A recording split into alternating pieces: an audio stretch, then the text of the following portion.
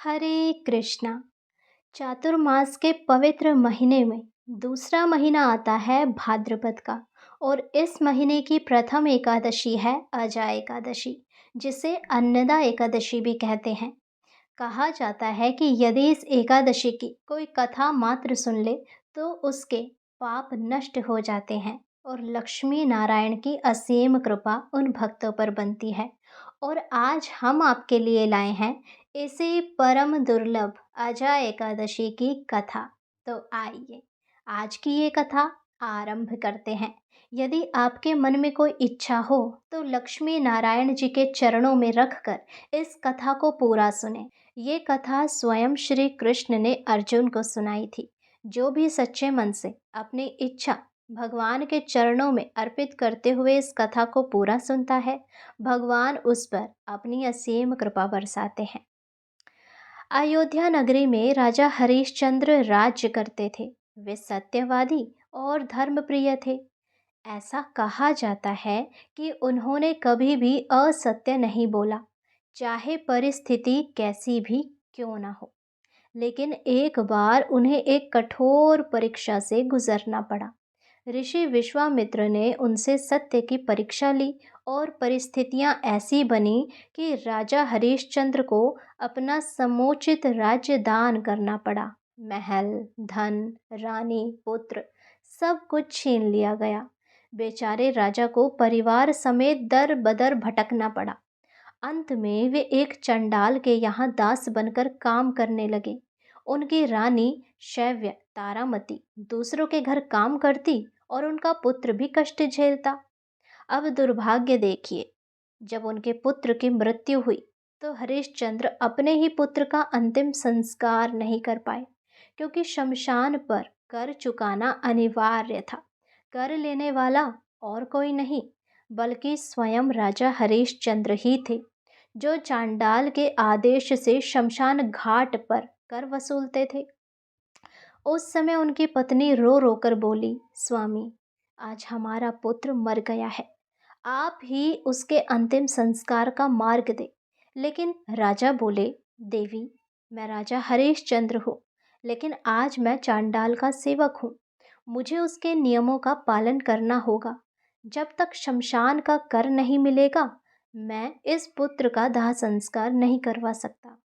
ये सुनकर सब लोग स्तब्ध रह गए। सारे लोग बड़े दुखी हुए कि एक पिता अपने पुत्र के संस्कार के लिए भी मजबूर है। यह देखकर स्वर्ग लोक तक कांप उठा। इसी समय वहां ऋषि गौतम आए। उन्होंने हरिश्चंद्र की दशा देखी और कहा, राजन, तुम्हारे दुखों का कारण तुम्हारे पूर्व जन्म के पाप है। लेकिन एक उपाय है, भाद्रपद कृष्ण पक्ष की अजा एकादशी। अगर तुम इस एकादशी का व्रत करोगे तो तुम्हारे सारे पाप नष्ट हो जाएंगे और तुम्हें राज्य, परिवार, सुख, समृद्धि सब कुछ दोबारा मिलेंगे। राजा हरिश्चंद्र ने विधि पूर्वक उपवास किया, भगवान विष्णु का ध्यान किया और रात्रि को जागरण भी किया। उस व्रत का प्रभाव देखिए, इतना अद्भुत हुआ कि उनका सारा दुख दूर हो गया। उनका पुत्र जीवित हो उठा, पत्नी पुनः सुखी हुई और उन्हें राज्य भी वापस मिल गया। अंत में वे सत्य पालन और इस व्रत के प्रभाव से स्वर्ग लोक को प्राप्त हुए। तो इस व्रत को जो कोई भी सच्चे मन से करेगा, उसके समस्त दुखों का सर्वनाश होगा। स्वयं भगवान हरि की कृपा उन पर बरसेगी। आइए मैं आपको एक और छोटी सी कथा सुनाती हूँ। एक समय की बात है, महिष्मती नगर में महाराज सुमति नाम के राजा राज्य करते थे। वे राज सुख में लिप्त रहते थे और अपने जीवन में अनेक पाप करते, शिकार, मदिरा, अहंकार और अन्य दुष्कर्मों में डूबे रहते। एक दिन दरबार में ऋषि अंगीरा आए। उन्होंने राजा को उपदेश दिया और कहा, हे राजन, तुम्हारे पाप बहुत बढ़ गए हैं। यदि तुम ऐसे ही चलते रहे तो तुम्हें नरक की यातनाएं भोगनी पड़ेंगी। लेकिन एक उपाय है, अजा एकादशी का व्रत। इस व्रत से तुम अपने सारे पापों से मुक्त हो जाओगे। राजा को अपनी गलती का बोध हुआ। उन्होंने भाद्रपद कृष्ण पक्ष की अजा एकादशी का व्रत किया उपवास रखा, रात्रि को जागरण भी किया और भगवान विष्णु की पूजा की। फलस्वरूप राजा सुमति के सारे पाप नष्ट हो गए। वे धर्म मार्ग पर चलने लगे और अंत समय में भगवान विष्णु के धाम को प्राप्त हुए। तो देखा आपने, इस एकादशी में कितनी ताकत है।